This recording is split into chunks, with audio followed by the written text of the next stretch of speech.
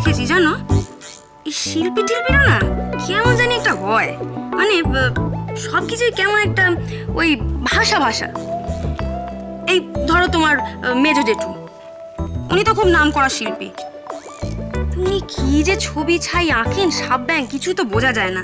এদিকে উনি যখন আঁকেন তখন উনি ধরেই নেন যে উনি যে কথাটা ওই ছবির মাধ্যমে বলতে চাইছেন সেটা সবাই বুঝে যাচ্ছে, কিন্তু আসলে কিন্তু তা নয়।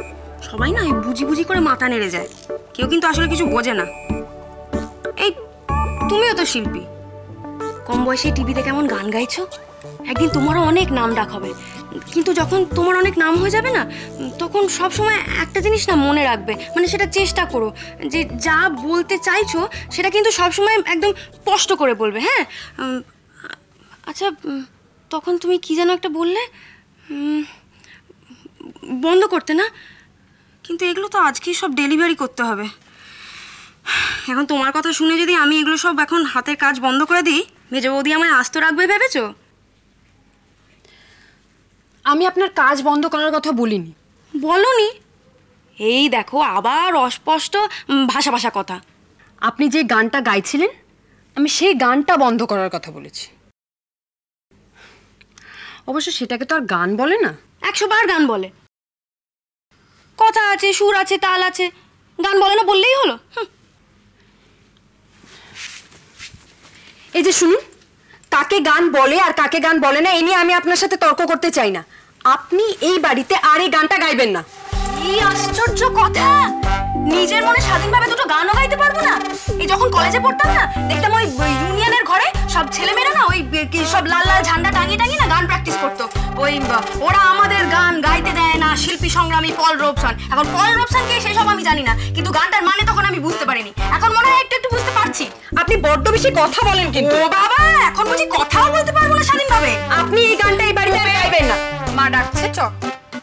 বিশুদ্ধ ওকে বলে দিই বাড়িতে যেন এই গান গাইবে না। মা ডাকছে, চ। আমি গানটা গাইতে না দেখেছি, খারাপ হয়ে যাবে। কি বাড়ি রে বাবা, স্বাধীনভাবে দুটো ভালো গান গাওয়া যাবে না, দুটো ভালো কথা বলা যাবে না?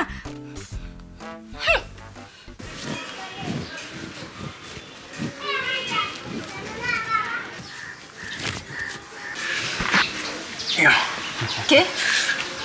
টাকা পয়সা গয়না গাটি যা আছে দিয়ে দিন, না হলে কিন্তু ভালো হবে না। বাবা, এই জন্য বলি জানো তো, মার্শাল আর্ট শিখে নাও।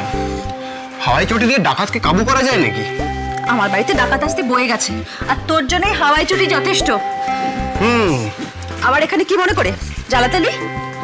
না, বলছিলাম তোমার হরিনাবিনা কোথায় একটা 2 কাঠা জমি আছে না, দলিলটা কোথায় গো? কেন, দলিল কি হবে? না, আমার একটু টাকার দরকার ছিল, ভাবছিলাম জমিটা বেচে দেবো। কি বললি? গায়ের রক্ত জল করে খেয়ে না খেয়ে ওই এক টুকরো জমি কিনেছি শেষ বয়সে মাথা ঘষবো বলে, আর তুই কিনা? গান ফান আমার দ্বারা হবে না জানো, একটা লটারির টিকিটের দোকান দেবো ভাবছি।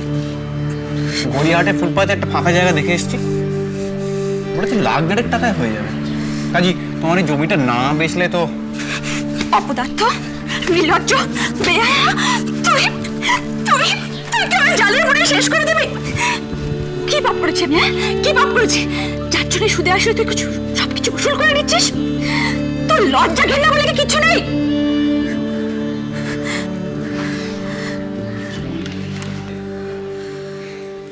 কি কি এটা? আমার শো আছে তাই তোমায় নেমন্তন্ন করতে এলাম। তোর সব আমি কবে দেখতে গেছি জানিস না? ওসব আমরা পোষায় না। এবার পোষাবে। এটা মাচা নয় মা, কোনো সিটি ফিটি পড়ে না, আর বাজে গান গাইলে কেউ গালাগালও দেয় না। এখানে শিক্ষিত কালচার্ড ভদ্র লোকেরা আসে, অনেক নাম করা লোকেরাও আসবে। এরকম জায়গায় আমি কিন্তু কখনো গাইনি আগে। সত্যি বলছিস? ওই কার্ডে সব লেখা আছে, তুমি আসবে তো মা? দেখি। দেখা দেখে কিছু নেই, আর কয়েকটা মাস যেতে দাও, দেখবে তোমার ছেলে সুপারস্টার হয়ে গেছে। কদিনেই যখন স্টার হয়ে গেছি। থাক, আর অত বড় বড় কথা বলতে হবে না। এটাও বিশ্বাস হলো না তো? ওখানে গেলেই দেখতে পাবে সব ঘ্যামা ঘ্যামা লোকেরা, সেলিব্রিটিরা আমার গান নিয়ে নিজেদের মধ্যে মাথা ফাটাফাটি করছে। আর আমায় কিছু করতেই যাচ্ছে না, আপনি আপনি বিখ্যাত হয়ে যাচ্ছি। গোড়া ঢাক পিটিয়ে এসব কথা বলতে নেই বাবা। তোমাকেই তো বলছি। আচ্ছা যাবো খুন তোর গান শুনতে, কিন্তু এখন তো আমার বেরোতে হবে, টিউশন আছে। আমিও তো বেরোবো। চলো তোমার ট্যাক্সি করে পৌঁছে দিই আজকে। চল।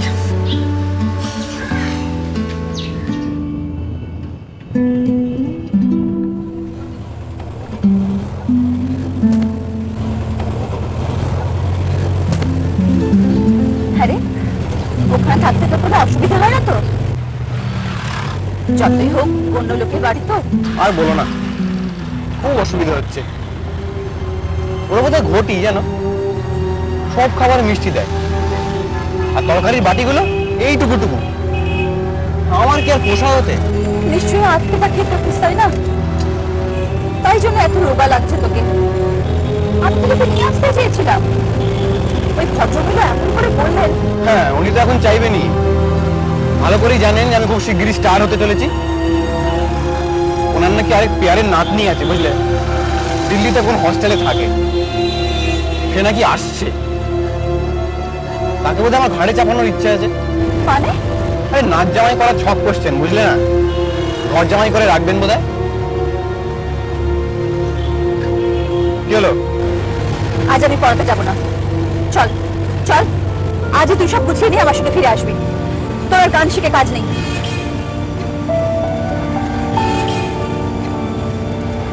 তখন থেকে আমার মনটা খুব গাইছিল।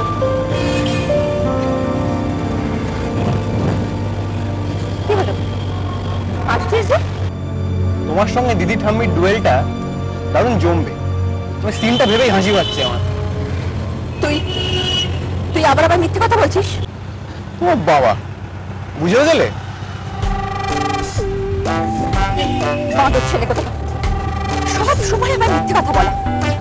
দেখিস দেখিস একদিন রাখালের পালে বাদ পড়বে, তখন বুঝবি কেউ তোর কথা বিশ্বাস করবে না। এই থামান থামান, ট্যাক্সি থামান, ট্যাক্সি থামান।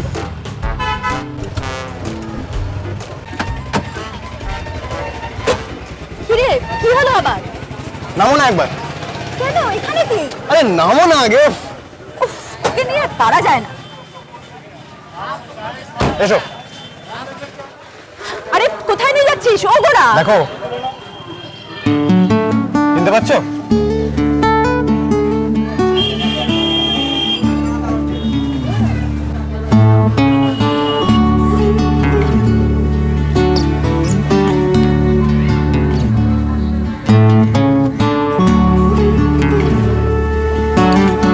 কি বিশ্বাস হলো?